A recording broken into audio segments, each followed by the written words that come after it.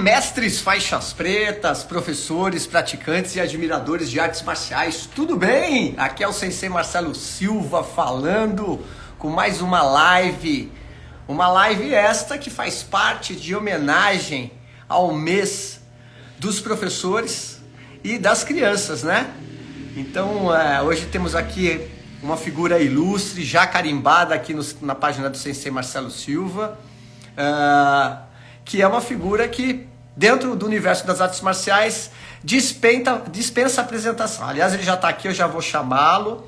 Mestre Flávio está aqui, deixa eu convidá-lo aqui, mestre.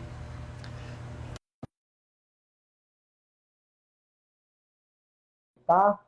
E a gente já começa. Mandei a solicitação. Mestre Flávio, Bering. Salve, salve. Como vai, Então, como mestre? está? Muito bem. Um pouco distante de vocês aí, mas estou bem.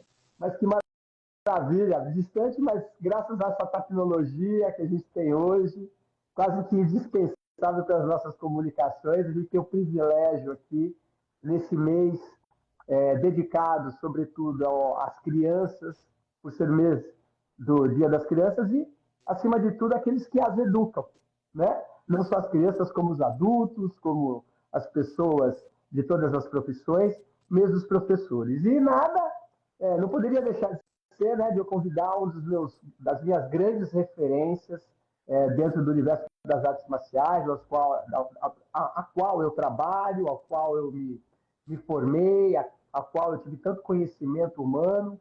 E o senhor é uma referência muito, muito forte na minha vida. E agradeço mais uma vez a gentileza de o senhor estar aí nos Estados Unidos agora, trabalhando, ensinando, ministrando, né? Essa profissão tão nobre. Eu queria te agradecer mais uma vez pela disponibilidade, sempre com muita gentileza, independente do seu estar, o senhor sempre aceita o meu convite. É um prazer, Marcelo. Fantástico. Veja bem, estou nos Estados Unidos já há algum tempo. Estou numa cidade chamada Oakville, que é na Califórnia. Um local maravilhoso, uma cidade pequena, com pouquíssimos, quer dizer, habitantes, eu acho que tem 30 mil habitantes, uma coisa assim. E uma cidade simpática, bem no oeste americano mesmo. E aqui temos algumas escolas, e a escola em que eu estou hoje, aqui fazendo essa live contigo, é uma escola exemplo, sabe? Comandada por uma pessoa competente, e ele tem também algumas vivências nas artes marciais, então até o final. Ele é faixa preta de jiu-jitsu, faixa preta nosso, 4º grau. Ele é grande mestre de Kajukenbo, uma arte marcial originária do Karatê e que veio através do Havaí. Enfim, ele pratica também, eu acho, faixa preta de judô. Enfim, então é muito gostoso estar aqui, dividindo experiências com esse pessoal todo. É um pessoal muito simpático, pessoal delicioso de trabalhar, porque são pessoas atentas e ávidas por conhecimento. Então isso facilita muito o trabalho do professor, né? Então por isso eu me sinto premiado toda vez que eu venho aqui. E fazem 5 anos, desde a época do Covid, eu fiquei impedido de viajar, por razões que todos ficaram, e de repente, agora esse ano, ele me fez um convite e eu estava bem reticente. Eu disse, não, mas eu tenho uma missão e eu tenho que cumpri-la. Estou aqui, com o prazer. O senhor falou de missão, né, mestre? O senhor está com 86, Faço 87 agora em novembro. 87 anos, né? Olha, eu fico torcendo para que eu consiga ter, primeiramente, a clareza e a consciência que o senhor tem. Então, com 87 anos, em plenas faculdades mentais, intelectuais e afetivas muito bem nutridas, né? E, sobretudo, trabalhando, né, mestre? O senhor continua na docência do ensino do jiu-jitsu, e só eu quero dizer docência porque realmente é uma docência, porque a docência a gente tem que considerar como um conhecimento profundo e amplificado, que o senhor desenvolveu ao longo desses anos todos de ensino, né? do mundo todo, né? Lembrando que não é só Estados Unidos, Europa, Ásia, enfim. Eu gostaria, antes de eu ler a introdução, como é o de praxe, eu gostaria de saber como que o senhor se sente hoje, sobretudo com 87 anos, carrega a sua própria mochila, viaja de ônibus, avião, né? Como que o senhor sente corporalmente, mentalmente, espiritualmente? Fala um pouquinho dessa nobreza, né? Não tem outras palavras para designar, com 87 está em plena atividade. Explica um pouquinho para a gente como que o senhor sente nesse momento. Isso é curioso, porque uma primeira pergunta que as pessoas fazem quando você chega numa viagem dessa, pô, como é que é? Como é que você está se recuperando da diferença de horário, uma série de coisas? Eu digo, mas pô, o fato é o seguinte, existe uma prática, existe uma vivência que eu tive ao longo desses anos todos. É o seguinte, você sai, por exemplo, eu fiz 10 horas de voo de São Paulo até Houston. E depois mais 3 horas de espera no aeroporto para pegar a conexão. Depois mais 3 horas e pouco de voo para Sacramento. Depois mais 1h30 de carro até essa cidade aqui. Então, o fato é o seguinte, você chegando, esse é o segredo. Sabe? Você chegando, você fazer uma viagem longa dessa, com 4 horas de diferença a menos aqui. É você chegar e passar a viver como se aqui você estivesse a vida toda. Então, se você chega, não adianta você dizer assim, agora eu vou descansar. Você vai entrar numa turbulência aí mental enorme. Não, chega. Eu cheguei aqui por volta da hora do almoço. Então vamos almoçar. Mesmo que tivesse uma diferença enorme, estaria quase na hora de jantar aí. Então, aí você vai entrando por esse caminho. E depois você chega à noite, faz a sua aula, como eu dei, e quando chega na hora de ir para casa jantar e dormir, cumpra aquilo que você faz como se estivesse em casa, a despeito da diferença de horário. Então, isso não cria nenhum impacto maior. Obviamente, você sente que o corpo está cansado, as dificuldades, por melhor que seja o voo, mais confortável que você esteja no voo, mas é sempre um desgaste. Né? Mas aí é aquele negócio, você dorme e no dia que você acorda no dia seguinte, você está novo. E aí começa tudo de novo. Então, não você embarcar naquela história que as pessoas dizem, eu estou sofrendo pelo jet lag. E não tem jet lag. Tem na cabeça das pessoas. Porque, na realidade, se você usar desse expediente, você com certeza vai chegar bem. Mesmo que viagens que eu já fiz, em que eu tinha 12, 18 horas de diferença. Né? Então, é tranquilo, sabe? Você chega e vai fazendo. Agora, esse é uma prática e essa é uma vivência. As pessoas que estão nos ouvindo aqui, quem quiser aprender essa história, não é difícil. Agora, é preciso você cumprir, é preciso você estar consciente que você está, acima de tudo, convicto de que esse é o caminho. Esse é o caminho. Eu estou moído e tal. Cara, moído a gente está em qualquer lugar. Você faz uma viagemzinha, você vai para o centro de São Paulo para pegar aquele tráfego de 6 horas da tarde, 7 horas. Você fica moído também. Então não é por isso que você vai chegar em casa, vai te jogar no sofá e dizer que está morto. Né? Então, a grande verdade e o grande caminho é esse. Então, é o meu segredo de viagens constantes no mundo inteiro e que me trazem, sabe, tranquilidade. Inúmeras vezes eu cheguei de viagens mais longas ainda e vou direto para a academia para dar aula. Sabe? É aquele negócio, bota o kimono, essas coisas se transformam. E, acima de tudo, Marcelo, e para todos aqueles que estão nos ouvindo, é um aspecto primordial. É o prazer de você ensinar. Sabe? Isso, para mim, é um grande privilégio que eu tenho. Você ter ouvintes atentos, dedicados, interessados. Sabe? Isso estimula a gente a ser cada vez melhor. Perfeito. Mestre, então eu vou ter que fazer a introdução aproveitando assim, o que é ser professor. Né? O senhor já deu uma pequena introdução aí e uma resposta, quase uma resposta completa para a nossa live. Mas eu acho que a gente pode codificar e decodificar, desconstruir e construir conceitos aqui a partir desses seus 87 anos aí de vida e pelo menos 70 anos de prática. 77. Pelo menos 77 anos de prática e de docência 70 anos, praticamente, né? É Você começou a dar quase, aula muito quase novo. isso, um pouco mais, 60 e, quase chegando a 70 anos, você. Pois é, então o que é ser professor? Ser professor é um dom ou torna-se um dom? Ser professor é ter a capacidade de ensinar ou aprender a ensinar? Ser professor é uma profissão ou uma atribuição afetiva? Ser professor é ter conhecimento ou ter algum saber? Pois é, em tempos onde os coaches, mestres, influencers, técnicos, especialistas se transformam em figuras polivalentes, pois sabem de tudo,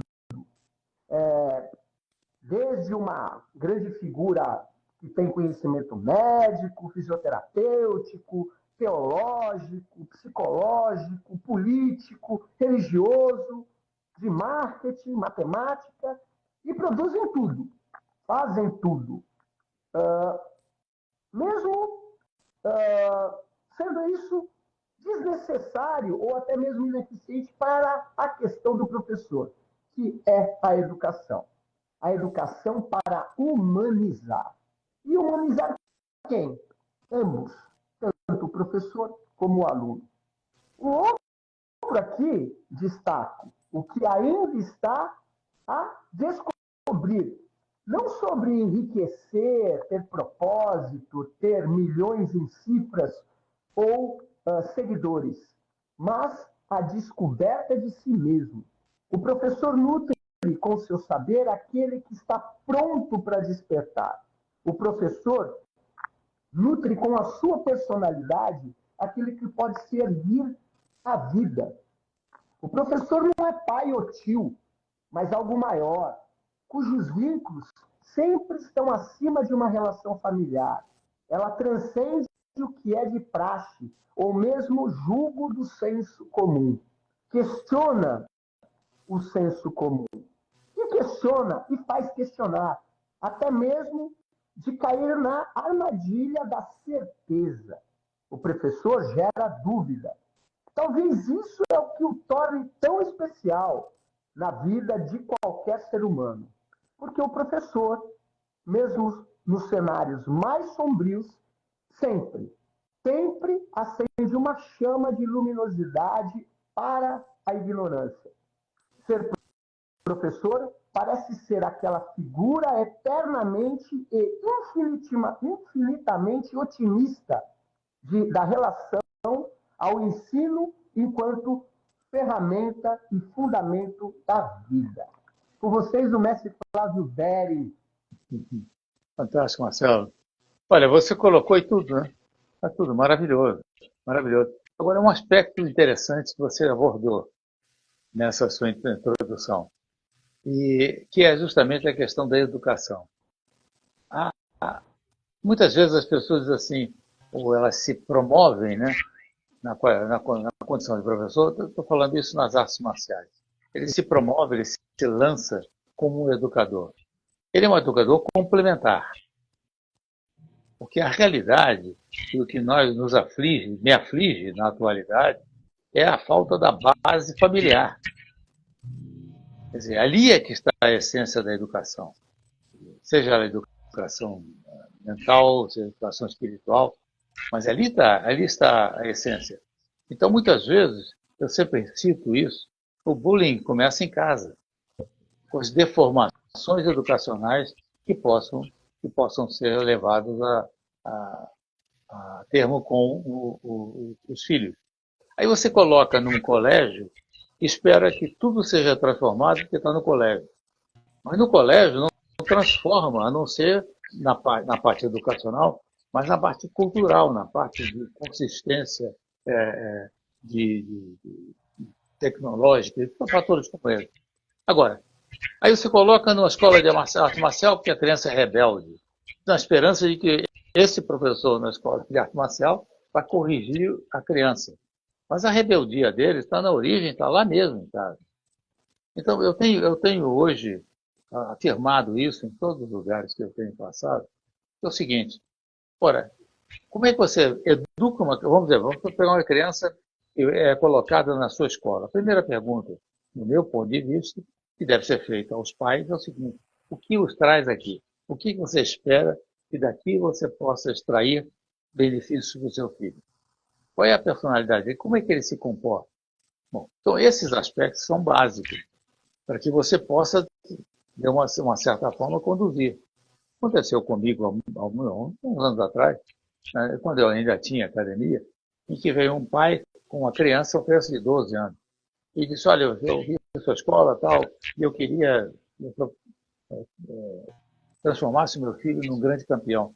Bateu na porta errada. Aqui eu não transformo em campeão. Sabe? Aqui eu dou um caminho para que ele possa ser campeão se dentro dele houver essa vibração. Mas eu não faço isso. Então procure outro lugar. Ah, mas eu posso escrever aqui? Não, agora não pode mais, porque a sua deformação está sendo transmitida para ele. Essa criança está do seu lado.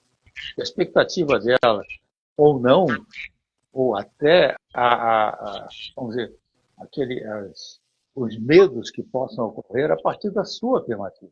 Enfim, então esse é um aspecto interessante. Ontem, por exemplo, eu dei aula para criança. Há muito tempo eu não dou aula para criança, mas eu fui numa outra cidade, onde nós temos também a nossa academia associada, e tinha muita criança, muito, muito. E a questão foi o seguinte: não cabe a mim, naquele momento, como um interventor eventual, a ser educador. Cabe a mim ser o professor, um orientador técnico. Então, o que cabe aí, eu chamo a atenção dos professores que lá estão, instrutores, é o seguinte: cabe a vocês mantê-los em ordem. Cabe a mim transmitir o conhecimento. Que vocês mantenham as crianças em ordem de maneira que elas possam aproveitar, tirar, né, o resultado que eu trago como conhecimento. E, obviamente, você direciona para a criança assuntos que sejam compatíveis com a capacidade dela de percepção e de entendimento. Não adianta você começar a falar em conceitos e tudo mais, porque a criança não tem percepção aí. Ela quer agilidade, ela quer muito mais a questão lúdica. Pô, ele fez uma queda, ele fez um balão, enfim, coisas desse tipo. Aí, nessa fantasia da criança, a criança fica fascinada. Mas aí cria-se uma outra ilusão. Porque a criança diz assim: quando é que eu vou fazer isso? Talvez ela não consiga fazer tão cedo. Então frustra-se. Então vamos ver aquilo que está na essência, a coisa mais elementar e mais simples. E aí você passa a transmitir para a criança que para ela, às vezes, é menos fascinante. Quer dizer, o que eu transmiti ontem foi o seguinte: eu vou passar para vocês, eu vou ensinar a vocês uns pontos básicos de equilíbrio físico. Tá? Então, quando você faz isso, a criança, o que é isso? Como é que é isso? Então, se alguém lhe empurrar desta maneira, como é que você, fisicamente, corporalmente, como é que você se comporta? Então, esse foi o primeiro aspecto. Aí, quando eles começaram a praticar, criou-se uma dinâmica e houve muito interesse. Então, veja bem, isso dentro daquilo que você falou, vamos então separar. Educação é uma coisa, educação marcial é outra coisa. Então, a educação cultural é outra coisa. Então, quando você vai formando a pessoa, e ela vai nesse conjunto de ações dela, ela vai acumulando conhecimentos, vivências e experiências cujos, provavelmente, transformem o seu comportamento e o seu caminho. Então, esse, para mim, é o ponto básico e fundamental. Tá? Então, veja bem, só para dar uma fecha aqui, aí em seguida você pega logo em seguida, saem as crianças e entram os adultos. O que é curioso é o seguinte: a criança, mesmo que não esteja aparentemente prestando atenção, ela repete com uma certa facilidade. O adulto tem que prestar atenção profundamente, senão ele não consegue repetir aquilo que está sendo ensinado. E aí as pessoas me perguntam: você vai mostrar alguma coisa hoje? Eu digo: eu não mostro nada, eu não sou um showman, eu sou um professor, eu vim aqui para ensinar. Eu não mostro o que eu sei, eu mostro o que você precisa aprender. Você sabe? Então aí não é mostrar, eu estou ensinando e demonstrando a técnica. Isso não é mostrar coisas. Enfim, então isso aí é que são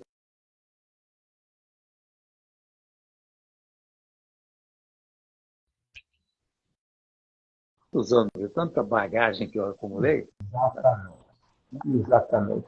Eu queria pegar um ponto específico que o senhor falou, mestre, que é a consciência que eu acho que foi adquirida ao longo do tempo e que é uma premissa do educador, vamos dizer, e o educador, quando a gente está falando, nós estamos falando de arte marcial, obviamente, né? E eu concordo em todos os sentidos, né, das afirmações que você deu, porque quando um pai traz uma criança, a expectativa, em 99% dos casos, é dos pais para com a criança. Né? É uma projeção, a própria psicologia explica isso, é a projeção daquilo que normalmente não foi realizado pelos pais. Aliás, Jung tem uma frase fantástica que diz que a pior vida a ser vivida é a vida não vivida dos pais. É uma frase dele. Né? Então, eu também, eu estou já há 35 anos, né? Já ensinei mais de 8.000 crianças, já passaram pelas escolas que eu dei aula de Aikido, de Jiu-Jitsu, das academias que eu dou aula até hoje para criança, inclusive, mas essa ideia fundamental de o professor assumir, e entre aspas, assumir uma briga com os pais, obviamente não é uma briga, né? Um contato físico, mas questionar e orientar, né? E dar consciência aos pais que muitas vezes não é a criança que está precisando de uma educação, mas é justamente os pais. Os pais que são mal educados, que falam palavrão, né? Que levam a criança para um jogo de futebol ou de qualquer outro esporte, né? E deturpam o adversário, né? Que tem concepções machistas, preconceituosas, né? E que, obviamente, a criança, ao seu primeiro estágio de desenvolvimento, passa a adquirir o comportamento dos pais. Aí a criança vai para o meio social, que é a escola, e acontece algumas intervenções do ponto de vista não positivo, né? Ou a criança é agressiva, bate no amigo, ou ela sofre bullying, né? E é muito óbvio isso, né? Perceber que não é a criança que está com problema. Aliás, foi causado um problema para a criança, normalmente dentro do âmbito familiar.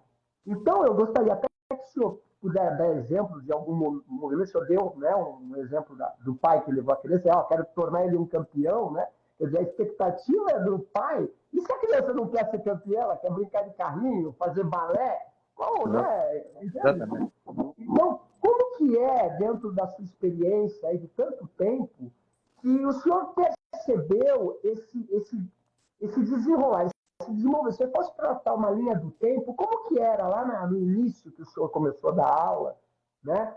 Independente se é criança, adulto, mas nos dias de hoje, o que mudou nessa relação de ensinar naquela época, estamos falando de 50, 60 anos atrás, e para agora? Quais as diferenças que o senhor nota no desafio que é ensinar jiu-jitsu hoje? Eu noto pelo seguinte, uma coisa interessante. Porque se você falar, vamos botar 60, 70 anos atrás, quer dizer, a linha educacional era uma linha de uma certa severidade. A linha doméstica era de uma certa severidade. Quer dizer, aquele negócio, a criança não participa de conversa de adulto, coisas desse tipo. Até porque, exatamente para poupá-los dessas deformações que os adultos adquiriram ao longo do tempo, e que a criança, até para entender, vai levar muito tempo, e possivelmente, se não houver uma definição, uma explicação clara, ela não vai entender, vão interpretar com deformações. Então, isso naquela época assim. Agora, vamos falar agora dessa criança praticando o jiu-jitsu, por exemplo. Essa criança era levada pelo pai com inúmeras exigências, quer dizer, mas eram exigências muito mais no sentido da preparação da criança, e que é diferente desse que eu citei, em que ele se projeta na criança as suas necessidades pessoais, as suas angústias e tudo mais, as suas deformações. Mas naquela época era muito mais isso. E havia também alguns aspectos que também marcaram. Por exemplo, eu vou lhe contar mais para todos nós que estamos presentes aqui, um outro aspecto. Estava eu na Academia Gracie por volta Isso na década de 50, eu tinha talvez 14 anos e tal, e já era um menino já desenvolvido, forte e tal. E havia um outro menino cuja a forma física dele era bastante crítica, sabe? E o pai, um brilhante advogado, uma vez chegou para o Hélio Grace na frente do filho e na minha frente, porque o Hélio me pediu para treinar o menino. E, de repente, o pai disse assim: você veja só que é importante. O meu filho, um menino intelectualizado, e esse menino aqui, sem intelecto algum, referindo-se a mim, sem intelecto algum, apenas um feito com forma física privilegiada.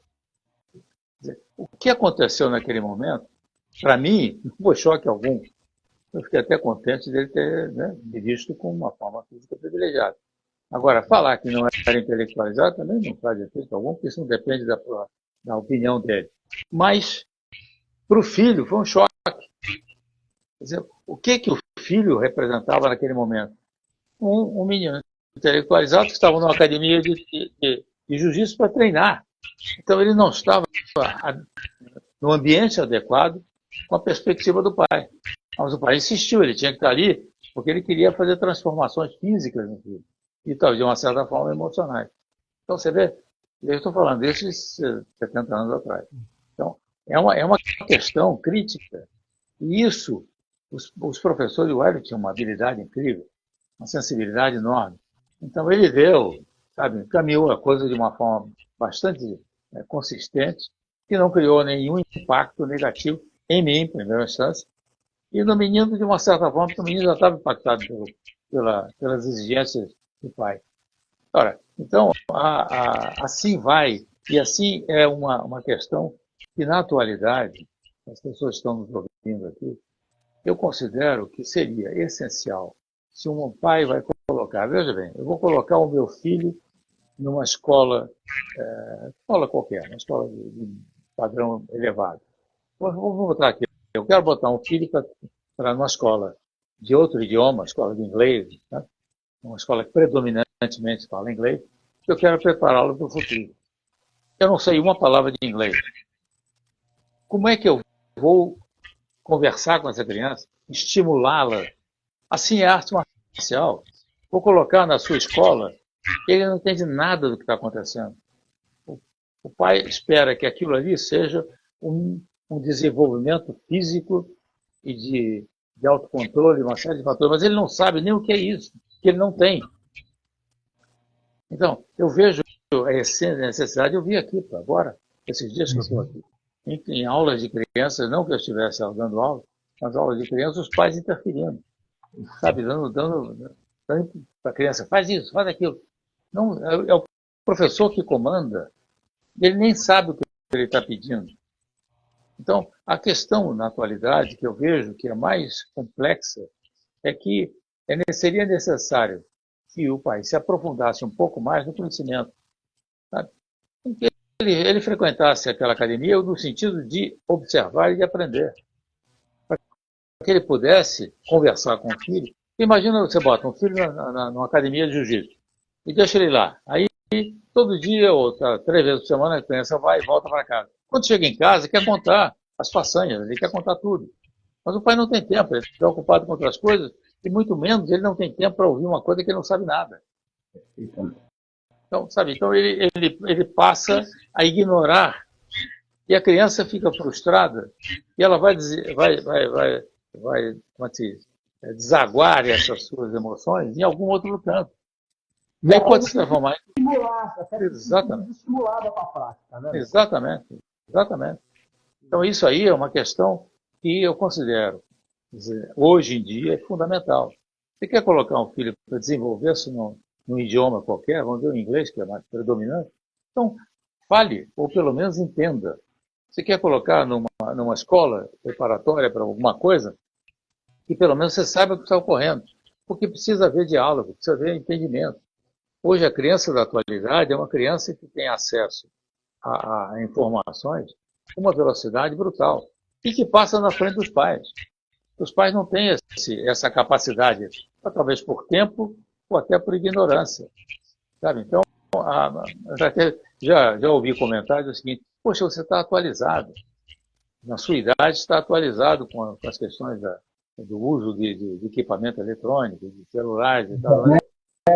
Internet. Mas tem que estar, sabe? Quer dizer, então, esse processo é um processo natural, não para falar com meus filhos, porque eles, sem dúvida alguma, eles me dão uma coça, eles não passam com facilidade. Até eu. Agora, sabe o que eu faço? Quando eu tenho algum bloqueio, alguma dificuldade, eu vou ao filho e trago ele para mim e diz o seguinte: me ensina a fazer. Ao me ensina a fazer é o grande passo para que ele dê um passo para outro patamar, sabe, na relação com o pai, e para mim é para realmente aprender. Mas é preciso aí você estar com a mente aberta. Assim, sabe, é a história do professor que chega vai dar uma aula de arte marcial e que é preciso que o professor tenha a mente aberta, porque é preciso que ele entenda que cada momento de aula é um profundo aprendizado. Eu vejo muita gente falando sobre isso. Não, eu aprendo com tudo. Não aprende nada. Ele tem a mente piada, ele se acha supremo. Né? Eu sou o sábio. Sabe? Isso tem aos montes, aos montes. E isso, lamentavelmente, é prejudicial no exercício do magistério. Ele não pode, sabe? Ele não pode se achar. Eu tive professor em escola, né? Que eu admirava muito. E outros professores eu admirava nada. Aquele que eu admirava era aquele que estava integrado, aquele que estava participativo, sabe? E não deixava de chamá-lo de professor e de senhor. Uma vez eu estava com a minha filha na escola dela, ela devia ter o quê? 12, 13, 14, por aí. E, de repente, chegou um professor e ela me apresentou. E ela apresentou o professor com o apelido dele. E, sabe, depois eu perguntei, mas você trata o cara usando esse apelido? Não, todo mundo trata. Eu digo, mas isso é uma deformação. Não pode, sabe? Mas é coloquial. Não é coloquial. Tem nada a ver com coloquial. Porque há uma distância muito grande. Ou ele não serve para estar à sua frente e transmitir o conhecimento. Você não tem respeito. Você não respeita a pessoa, como é que você vai respeitar o intelecto dessa pessoa? A sua capacidade de transmitir conhecimento. Então, é a mesma coisa numa academia de arte marcial. Ontem eu estava com um professor para qual academia eu fui, ele veio me buscar aqui, e foi 1 hora e pouco de carro, nós fomos conversando. E ele fez uma observação fundamental. Quando alguém me faz, a mim, Flávio, me faz um tratamento menos informal, ele fica louco da vida. Ele diz assim: não é possível. Mas, sabe, às vezes a pessoa quer ser mais coloquial. Não, mas ele não pode. Não pode, porque essa estrutura de respeito na arte marcial é fundamental. Fundamental. Aliás, mestre Deus, eu vou fazer uma lembrança que ficou marcada na nossa história pessoal, uma vez que eu convidei o senhor para fazer dar um seminário na Zenshin, numa academia aqui na Vila Mariana, e eu tinha acabado de dar um exame de faixa de Aikido, e depois ia ter logo o curso de formação com o senhor, que eu fazia parte também. E aí eu lembro que o senhor entrou lá no vestiário, e o pessoal do jiu-jitsu estava todo se trocando assim, e o senhor ficou parado na porta porque não tinha espaço. E eu desci a escada, eu vi que o senhor estava na porta e falei: pessoal, pelo amor de Deus, vão se trocar lá fora, é o mestre que está aqui. Aí todo mundo se mexeu, eu falei: pelo amor de Deus, porque no Aikido ainda preserva, né, essas questões que se chama do ethos marcial, né? É uma coisa assim, fundamental, né? E que isso é inerente em qualquer arte marcial, né? E isso sempre foi uma briga minha, com as discussões, obviamente, a nível acadêmico e de conceito, quando eu falo: olha, cuidado quando a gente vai falar que jiu-jitsu é arte marcial. Como que vocês estão pensando isso, né? Porque eu comecei a fazer jiu-jitsu, tinha gente que cuspia dentro do tatame. Né? Hoje mudou muito, e eu entendo que mudou muito até por conta desse movimento de professores de outras artes marciais que foram fazer jiu-jitsu, que é o meu caso. Quando comecei a fazer jiu-jitsu, eu já era faixa preta de Aikido, né? Então, o pessoal de outras artes marciais levaram, de certa forma, uma certa postura um certo ethos marcial para dentro do jiu-jitsu. Dentro disso que eu estou perguntando para o senhor, mestre, eu queria que o senhor falasse um pouquinho, porque quando o senhor fala do mestre Hélio Gracie, do mestre Álvaro Barreto, João Alberto Barreto, que são pessoas que têm uma cultura extraordinária, né? Eu sou aqui testemunha de muitos anos que o senhor, né, me integrou à sua equipe, né, a convite do senhor lá desde a FMU, né, quando foi o primeiro contato lá que o senhor foi dar palestra para a gente, na FMU, quando eu fui docente da Faculdade de Educação Física, na disciplina de artes marciais, e até hoje eu nunca vi o senhor falar um palavrão, mestre. Eu nunca vi o senhor falar um palavrão, nem pô, que é normal. Oh, pô, nunca vi. Eu nunca vi o senhor alterar o tom de voz, mestre. Né? E eu vejo grande maioria dos professores de jiu-jitsu, sobretudo jiu-jitsu, né? Falando palavrão, falando coloquial, ainda tirando foto abrindo o peito lá, mostrando o peitoral, sabe? Eu queria entender, porque para mim assim, é uma coisa que me incomoda, verdadeiramente me incomoda dentro do jiu-jitsu. É essa informalidade.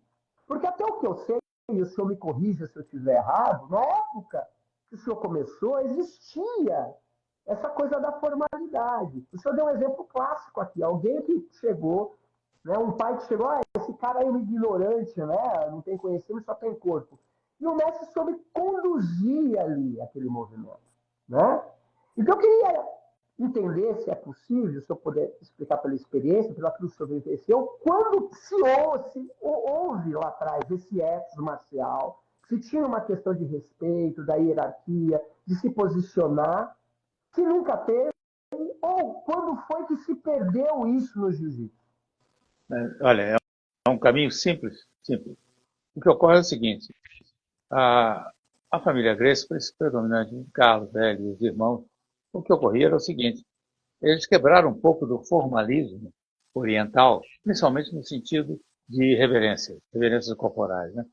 Então, isso eles quebraram bastante. Só que a interpretação dessa quebra, porque aí as pessoas viam em outras artes marciais essas reverências e essas exigências formais. Então, o que acontece? Veja bem, isso eu estou falando que na década de 50 foi o apogeu, né? O apogeu da Academia Gracie, que deu uma grande explosão e, consequentemente, houve uma demanda enorme de pessoas e tudo mais. Era a elite do Rio de Janeiro que frequentava. Então, o que ocorreu foi o seguinte, na década de 60, logo em seguida, todos aqueles professores da academia fundaram suas próprias academias. Ao fundar a academia, o que ocorreu foi o seguinte, as aulas passaram a não ser mais como eram, de aulas individualizadas, e passaram a ser aulas coletivas. Ora, e rapidamente, essas pessoas começaram a ter um certo progresso, fosse ele sob o ponto de vista esportivo, ou sob o ponto de vista de lastro, conhecimento técnico, e começaram a ser promovidas. Então, uma rapidez enorme de duas fontes que haviam, que era a Academia Gracie e a Academia Pada, você, uma década depois, um pouco mais, começou a espalhar por tudo que é lado. Então, essas pessoas saíram e entendiam, e passaram a entender, aquele informalismo, que era um formalismo simplesmente de reverência corporal, mas que havia formalismo no que tange vamos dizer, a postura de quem era quem. Então, porque eram aulas individuais, né? O senhor falava no começo, né? Exatamente. Então, o que ocorreu foi o seguinte, as pessoas começaram a desenvolver um processo de distanciamento da educação brutal. O que prevalecia era o seguinte, o professor, não é porque ele tinha um lastro de conhecimento nem uma bagagem só, ele era mais forte e mais poderoso. Então se impunha por isso. Ora, se você fizer, vai ter que se ver comigo. Então essa parte cultural prevaleceu enormemente e aí foi se desenvolvendo. E as pessoas passaram a enxergar nesse processo todo uma forma, um formato, vamos chamar de formato, um formato absolutamente informal e que não precisava ser Você não precisava ter educação. Qualquer um fazia. A educação passou a ser secundária. Tanto que vou te dar um exemplo. Estava eu uma vez com um aluno meu na França, numa cidade chamada Vincennes, que era ao lado de Paris. Estou eu lá numa academia enorme. E nós estamos sentados na recepção, academia enorme que eu digo em número de alunos. E eu disse para ele, vamos fazer uma brincadeira? Cada pessoa que entrar aqui, você vai identificar que tipo de arte marcial ele faz. Ele não conseguia identificar quem fazia Aikido, quem fazia Karatê, quem fazia Judô, mas o Jiu-Jitsu ele conseguia. Por quê? Porque vinha com aquela postura de informalidade já caracterizada. Era um francês, ele já tinha assimilado aquilo. Porque essa cultura se espalhou rapidamente. Então, quando você estabelece uma certa ordem, todos entram aqui, estão todos eles formados por ordem de graduação, depois agora tem uma reverência. Essa reverência passou a ser inserida a partir de determinadas coisas. Para mim, eu comecei a inserir isso na minha vida de jiu-jitsu quando eu pratiquei judô, na década de 60. Quando entrei na academia, eu já fui pisando no tatame direto, e o sensei, que era meu amigo, Jorge Medi, disse, pera, não, aqui não é assim não. Você vai voltar e vai recomeçar tudo fazendo, e aí todo o ritual. Então, aí eu comecei a entender, e aquilo achei aquilo maravilhoso, porque eu achei que era fundamental e necessário, porque senão, sabe, eu não vou chegar ali e dar um tapa nas costas dele, ô Jorge, não sei o que e tal. Ele era o sensei. Apesar de nós somos amigos, apesar de nós sermos convividos juntos muitos anos, ele frequentava a minha casa. E eu era faixa preta de jiu-jitsu, mas eu entrei com faixa branca em respeito à minha falta de conhecimento profundo que ele me transmitiria. Mas, para mim, aquilo foi um impacto. Aí, todas as vezes que eu dava uma aula, eu dizia, vamos formar e vamos complementar. Então, uma certa resistência no princípio, mas depois as pessoas aceitaram. E aí as coisas foram... Vamos dizer, essa questão foi sendo espalhada e começou a haver transformações. Mas o grande problema é o informalismo verbal. Isso é outro aspecto, sabe? Que não me agrada. Eu nunca me agradou. Eu vejo na internet, quando as pessoas começam a falar, sabe? Falam errado, falam mal. É assustador, né? É chocante. Então, mas isso é legal, sabe? Mas não é legal, não é por aí. Como é que você vai atrair uma pessoa que necessita do seu desenvolvimento pessoal, no que tange principalmente essa questão de valores hierárquicos, valores de respeito? Como é que você vai inserir dessa maneira? Um tapinha nas costas, bater na mão e entra lá com a hora que quer, sai a hora que quer. Não, então não é marcial, aí é brincadeira. Exatamente. Não é nem educação, né? Não, é educação. Como é que você vai pegar uma criança? Exato, vai pegar uma criança e vai formá-la dessa ordem. Dessa maneira não tem formação alguma. Então a criança vai simplesmente, ou possivelmente, se transformar até num campeão de luta. Mas é de grande diferença, Marcelo, que eu faço e que eu enfatizo todos os instantes, que é o seguinte: quando você quer fazer esporte, então você praticará o esporte, tá? E no esporte você tem liberdade. O que norteia o esporte? São as regras de competição. Ponto. Não tem mais nada aqui. Okay? Com as regras de competição, começaram a ser colocadas algumas exigências que seriam um aspecto mais educacional, com as regras de competição. Então, ponto. Mas isso aí é competição. Então, se você quiser se divertir, então faça o lado esportivo da arte. Okay?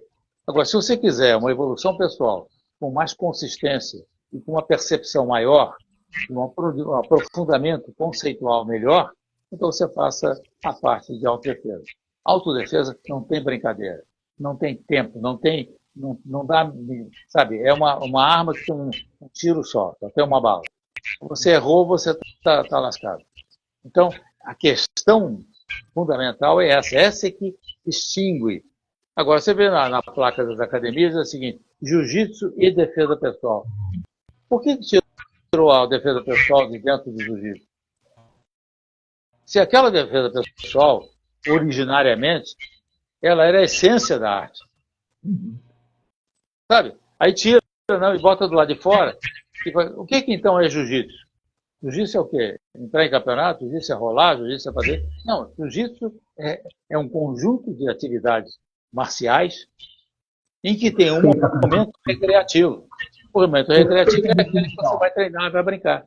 E que é agradável, que é fantástico, sabe? É gostoso. Você está na aula, você começar a fazer, você rolar, você tem o prazer de fazer isso com seus amigos. E se você quiser dar um passo mais audacioso, e aí então você entrar na área de competição. E são vivências de experiência. A competição está em último plano ali, né, Mestre? É o último plano, a última etapa. Todo um construto intelectual, físico, de percepção, inclusive psíquico, né? Porque concomitantemente ao desenvolvimento físico, você, né, ativa várias funções psíquicas também, né? Como percepção de profundidade, de campo de sensações, enfim, né? Então, quer dizer, a competição está lá no fim, né? É o contrário que acontece hoje, começa logo no início, né? Exatamente, exatamente. Então você vê, aí você estabelece com as regras de competição, você vai para a academia treinar. Mas a academia está focada exclusivamente em competição. Ou, sabe, dá prioridade para aquilo, por quê? Porque aquilo dá um spotlight em cima da academia. Se ela é campeã, se ela está em primeiro lugar, aquilo atrai um monte de gente. Atraída não porque ela vai entrar e vai ser campeão também, mas atraída pela performance de estrelas. Eu quero estar do lado de uma estrela, eu quero estar do lado de um astro, eu quero estar do lado de uma pessoa que é campeão mundial. Puxa, que coisa bacana. Eu estou naquela academia em que o cara é campeão mundial. São vários campeões mundiais. Então, é interessante. Então, isso às vezes é por uma necessidade pessoal. A pessoa precisa de afirmação para poder dar um passo adiante na sua vida pessoal. Agora, veja bem, o que ocorre é o seguinte, se isso está norteado por regras, então o que acontece? Na academia, o que se ensina está sendo conduzido no sentido das regras. Olha, faixa branca não pode fazer isso. Por quê? Porque a regra não permite, olha, mas na vida pessoal permite. Sabe? Então aquele negócio, faixa branca não pode dar uma chave de pé. Mas se ele cair numa situação crítica, em que a necessidade seja necessário fazer uma chave de pé, ele não sabe fazer porque a regra não lhe permite. Mas a regra da vida é outra. E aí, mestre, o que o senhor está falando é de uma riqueza extraordinária, porque você, pensando sobre essa ótica da realidade da vida, não existe competição. Exatamente. Não existe competição na realidade da vida. É um, é outro. É quente ou frio. Não tem o morno, né, mestre? Então, isso nós estamos falando já no campo filosófico, né? Nós estamos falando que é uma realidade que transcende, muitas vezes, essa ideia de que uma arte marcial, e no caso, você está falando do jiu-jitsu em específico, né? Transcende aquela ideia de que, bem, o jiu-jitsu pode ser algo muito divertido, mas ela pode salvar a tua vida, né? Só que você não pode levar isso como esporte. Exatamente. Né? Você tem que levar isso como uma realidade, como uma possibilidade. Exatamente. A pessoa, então, diz, eu vejo muitas pessoas dizer o seguinte, poxa, eu melhorei a minha qualidade de vida e ir na academia treinar todo dia. E que ótimo, sabe? Isso lhe fez bem, está ótimo. Acontece o seguinte, então, o que você está fazendo é um momento recreativo do seu dia. Sabe? Não espere daí você poder extrair nada mais do que o prazer de fazer um treino. Nada. Não pense que você é a Ritalina que se torna. Exatamente. Eu falo que hoje o esporte, as artes marciais, de uma maneira geral, não é só do jiu-jitsu, não, viu, mestre? No Aikido também tem muito disso. A pessoa vai lá para se sentir bem. Exatamente. Né? Ela vai lá para dar risada. Né? E ontem mesmo eu tive que dar uma bronca no aluno. Nós recebemos um professor de Aikido da Itália, né? E um dos alunos lá estava falando alto ali. Eu chamei ele e falei, rapaz, presta atenção, nós estamos com um convidado aqui. Aqui não é lugar para você ficar falando da sua vida pessoal. Né? Você vai falar, a gente vai sair depois de tomar cerveja, você fala, mas aqui é para treinar. Nós estamos recebendo alguém aqui de fora, aprender com, né, uma nova visão, né? Tem um monte de fundamento que a gente não sabe, vamos aprender, se concentre nisso. Né? Então, hoje é justamente isso. E aproveitando essa deixa, eu queria fazer uma outra pergunta que que é justamente sobre o professor, né? O professor, e a gente já falou, foi o meu mestre de Aikido que falou, ele é como se fosse alguém que tem uma missão. E não tem como você servir dois senhores ao mesmo tempo. Né? Isso é uma mensagem, inclusive uma frase bíblica. Né? Não tem como você servir dois senhores ao mesmo tempo. Eu tenho um certo conhecimento da vida pessoal do senhor, que a gente convivo, né, de certa forma, alguns anos com o senhor, e eu sei que o senhor tem mão de hábitos muito simples. Né? Eu acho que o senhor poderia ter sido milionário, né? Pela quantidade de seminários, né? Mas o senhor optou de ter uma vida simples, quase monástica. Aliás, monástica, no meu entender. O senhor não é um padre, mas o senhor vive uma vida monástica. Eu conheço a sua rotina, né? As suas orações, a sua forma de se alimentar, a sua quietude, a sua solitude. E admiro muito isso. Eu queria que o senhor falasse um pouco disso, né? Eu vejo que o jiu-jitsu projetou um monte de gente, tem gente fazendo do jiu-jitsu um modelo de negócio, né? O que o senhor acha disso? Dá para ser um bom professor sendo coach ou um empresário? É difícil, é difícil.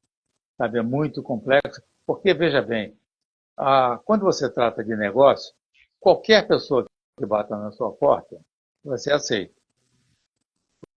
Por outro lado, qualquer pessoa que queira integrar qualquer outra academia ou outro grupo de pessoas que queira integrar a sua academia, você aceitará porque é um negócio.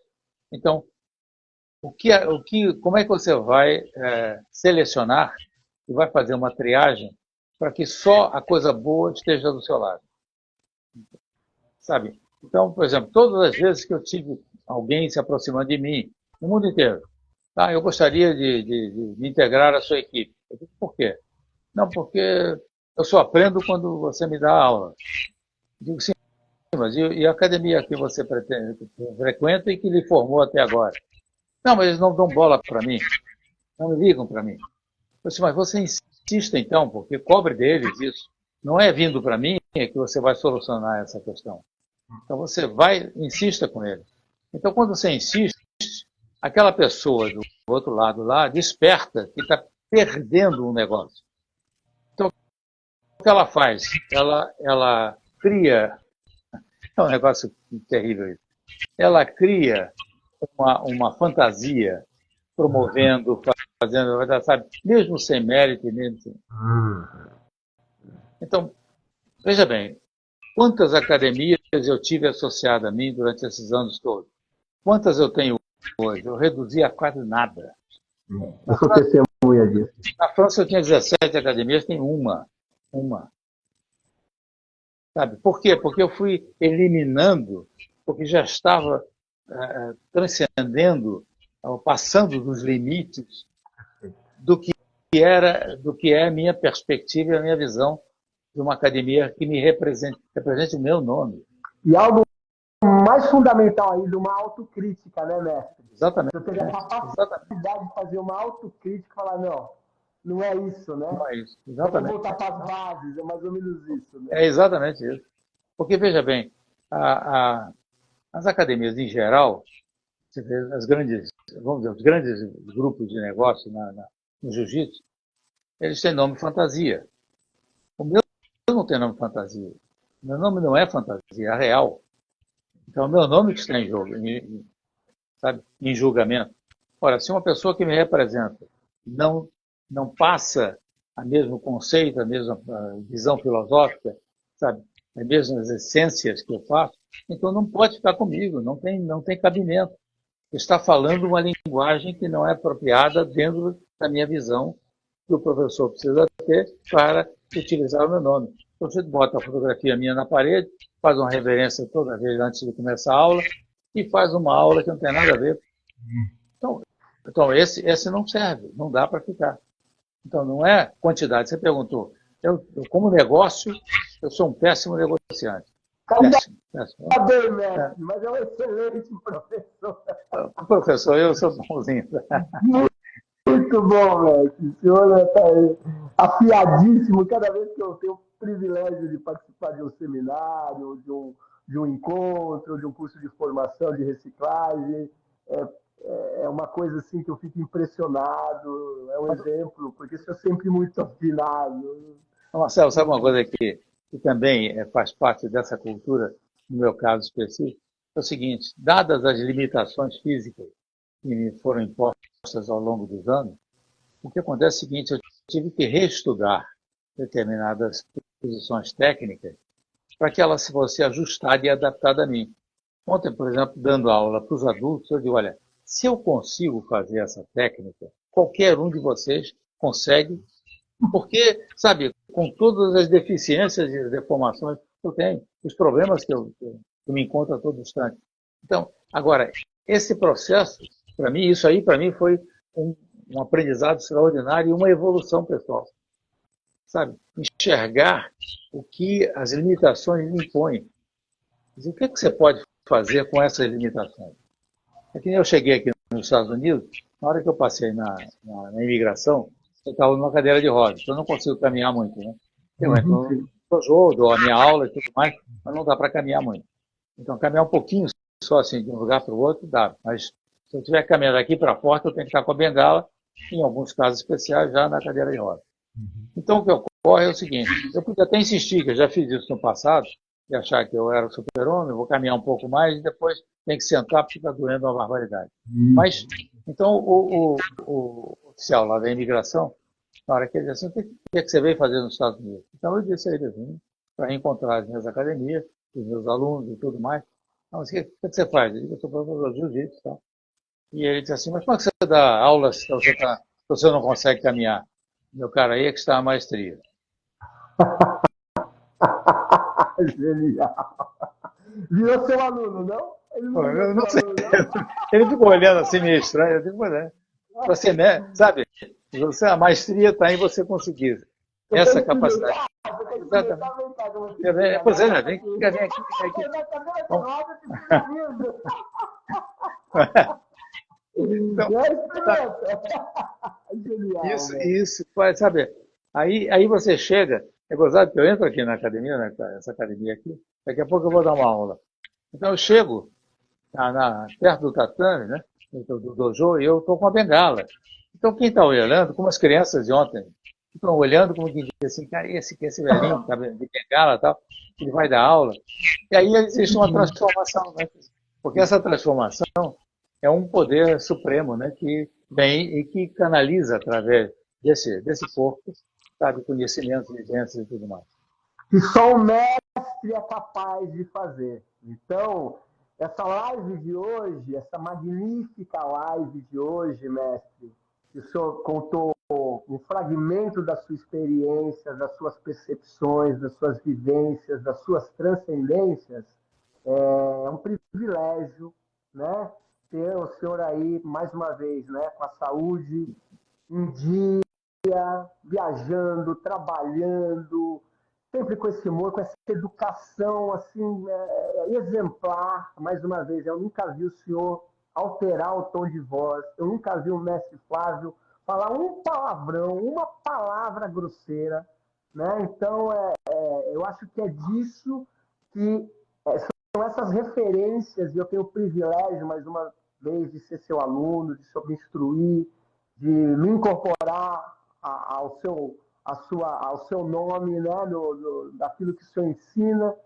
De fato, essa live é uma homenagem para o senhor, né, e de todos os professores que me formaram, de todos os professores que passaram na minha vida e que fizeram tanta diferença em eu me tornar mais humano, mais tolerante e de defender a vida em qualquer circunstância, né? Porque eu acho que a gente precisa muito disso, né? De professores que defendam a vida, né? Que defendam com a categoria de mestres, né? De professores, daqueles que despertam, assim como o senhor acabou de falar, né? De estar chegando lá com as limitações de bengalinha e todo mundo fala, poxa, mas esse velhinho que está aqui, o que é isso? Ele não vai conseguir fazer nada. E o senhor entra dentro do tatame e passa por uma transformação monstruosa, né? Nem monstruosa, divina, diria, eu digo, né? Porque realmente quem vê o senhor dando aula com tanta primazia, com tanta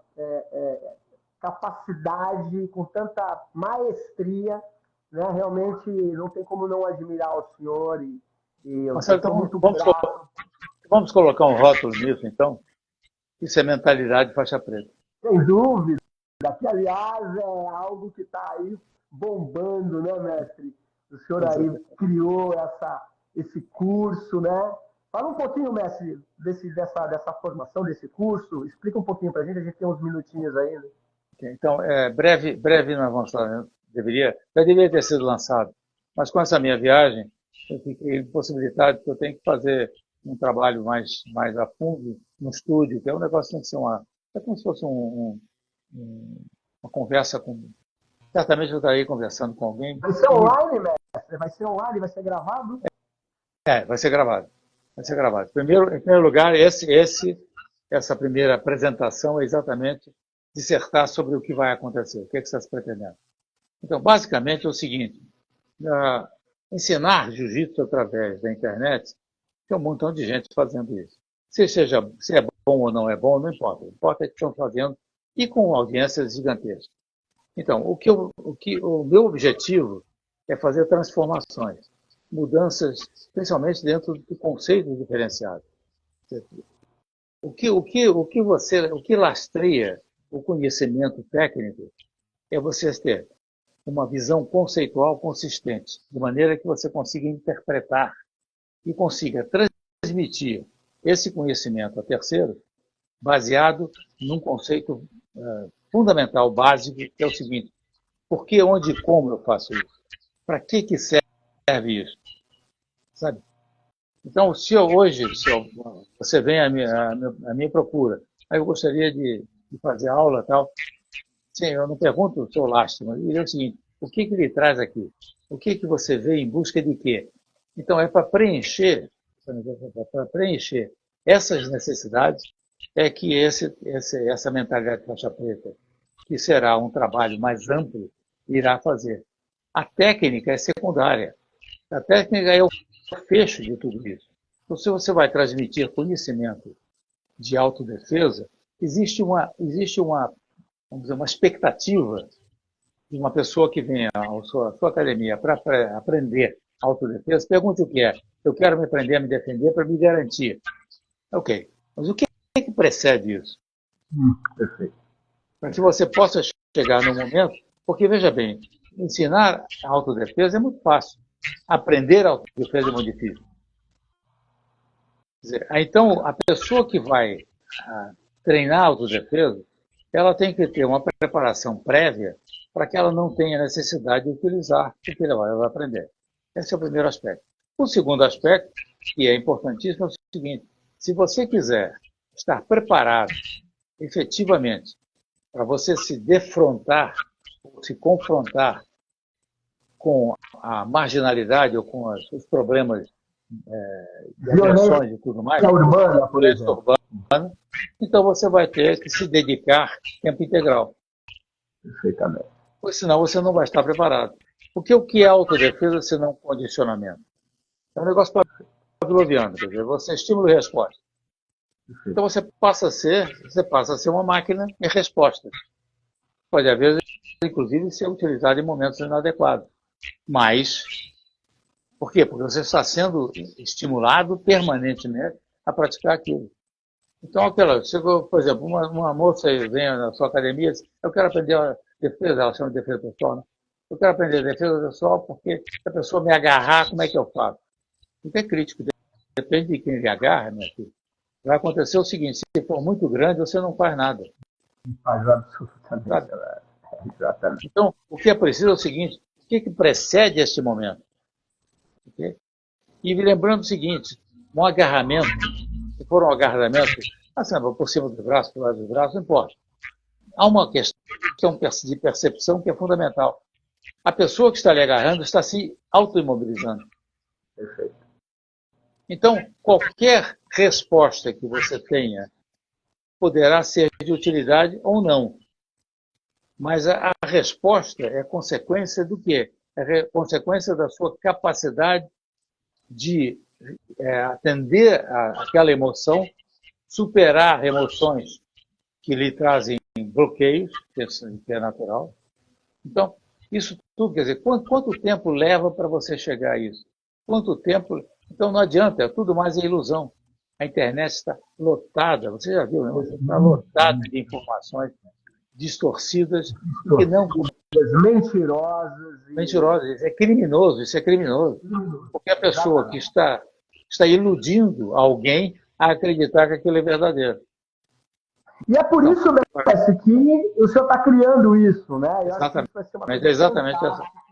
É por isso que a gente faz essas lives, porque a gente tem que combater isso, né, mestre? Eu penso que a gente tem que combater o mau professor, a gente tem que combater a mentira, a gente tem que combater essas dissociações que não tem absolutamente nada a ver com a arte marcial. Né? Exatamente. E é isso, a gente tem que unir forças e continuar com esse trabalho. A exemplo do grande mestre Flávio Beveren, que está comigo aqui hoje, em comemoração do mês dos professores, esse grande mestre que está aí trabalhando, ensinando, e cada dia com novidade, né? Está aí a mentalidade de faixa preta. Mestre, últimas palavras antes que acabe aqui.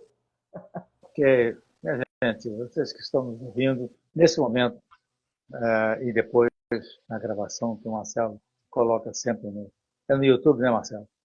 Isso, no YouTube e aqui no Instagram também fica gravado. Então, fica gravado. Então, é só vocês procurarem para que a gente possa trocar ideias e conversar.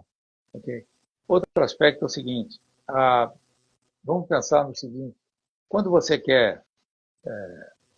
procura uma arte marcial, em primeiro lugar, você reflita sobre as suas necessidades pessoais. Okay? Sobre aquilo que você, num dado momento, tem como percepção o que aquilo vai trazer de benefício.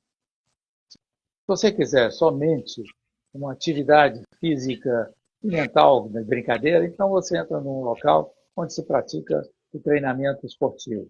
Aí é só para diversão. Agora, se você quiser um passo mais profundo, no sentido de uma consistência emocional maior através da autodefesa, então você tem que procurar alguém que seja altamente especializado. Um professor, um mestre. Assim como o grande mestre Flávio Beveren aqui, que deu a honra desta nova live aqui na página do Sensei Marcelo Silva. E, mestre, eu só tenho que agradecer a sua bondade, de você estar disponibilizando esse amor que você tem pelo jiu-jitsu, essa forma educada, consistente, inteligente de poder passar esse conhecimento tão importante, né? E que é necessário para os dias de hoje, né? Ter respeito, postura, etiqueta, porque a gente está precisando, o mundo está precisando disso. Mestre, exatamente. Muito obrigado, mestre. Deus abençoe você com muita saúde. Amém. Aguardo, espero que dê tudo certo aí vai dar, né? Está dando tudo certo aí com as aulas aí, os seminários dos Estados Unidos. E depois do Canadá, né? Oi? Vai para o Canadá do Canadá. Né? Depois aqui, do dia 8 de novembro, eu estou indo para o Canadá. Um convite que eu recebi lá para uma série também de seminários. Tá? Então vai ser muito bom, porque é a comemoração, inclusive, dos 20 anos das academias do meu filho Silvio, mestre Silvio, né? E estão comemorando, estão celebrando isso e a minha presença vai ser muito bom. Então eu vou pegar um friozinho, mas... Vai dar tudo certo, se eu tenho coração quente, tá? Os músculos ainda estão aí muito fortes, eu que sei. Com certeza, com certeza. Mestre, fica com Deus. Muito obrigado. Excelente a live. Bons seminários lá no Canadá e até a volta aqui no Brasil. Aí eu pessoalmente te dou um abraço e um beijo. Mestre, feliz Dia dos Professores, mês dos professores. Que você consiga, né, permanecer muito tempo aí e vai permanecer, porque olha que saúde que o senhor tem, exemplar. Quero chegar igual ao senhor. E parabéns a você também e a todos os professores que estejam conosco aqui hoje e estarão na gravação. Obrigado, foi um prazer gigantesco. Pessoal que acompanhou, pessoal do curso de formação filosófica, essa live vai ficar gravada e compartilhem esse conhecimento magnífico que o mestre deixou aqui para nós. Isso é uma joia das artes marciais, uma joia para aquele que tem a mentalidade de faixa preta, uma joia para aqueles que são verdadeiros professores. Tenham todos uma boa noite. Até a próxima. Tchau, mestre. Ô, Tchau, tchau. com Deus. Você também.